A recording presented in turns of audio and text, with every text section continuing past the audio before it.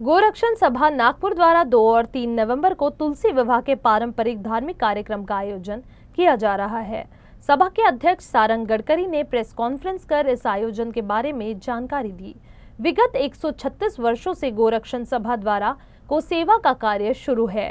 वर्षों से यहाँ कई तरह के धार्मिक कार्यक्रमों का आयोजन हो रहा है। इसी श्रृंखला में तुलसी विवाह का आयोजन होने जा रहा है।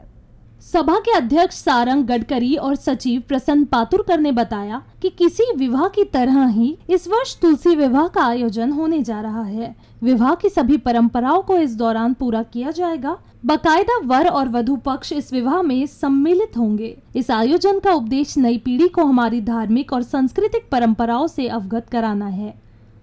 यावर्षी जे गोरक्षमध्ये तुळशी विवाह आहे हा 2 आणि 3 नोव्हेंबर असा आहे।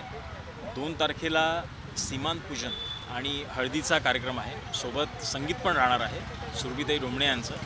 आणि 3 तारखेला तुळशी विवाह हा संध्याकाळी 6 वाजता राहणार आहे। आणि अनेक लोक धंतोलीतले, नागपुरातले, परिसरातले हे याच्यामध्ये इन्वॉल्व आहेत आणि सगळ्यांनी मिळूनच हा कार्यक्रम जो आहे हा साध्य होणार आहे, तर संपन्न होणार आहे।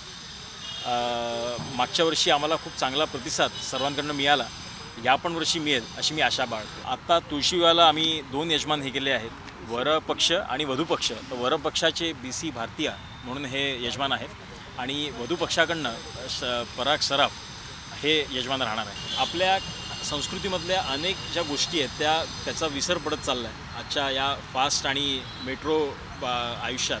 तर आम्ही गोरक्षणकडनं तर्फे हाच प्रयोग करतो आहे की आपल्या संस्कृती आणि आपल्या गोष्टी याचं जतन व्हावं आणि या पुढच्या पिढीकडे जाव्या, म्हणून हा आम्ही कार्यक्रम करतो, तुळशी विवाहाचा करतो आहे। तर लोकांनी याच्यामध्ये हा कार्यक्रम होतो आहे तर स्वतः आपल्या नंतरच्या पिढीला, आपल्या मुलांना, सर्वांना याच्यात इन्व्हॉल्व करावं, हे पाहायला यावं ही मी आपल्या माध्यमाने विनंती करेन।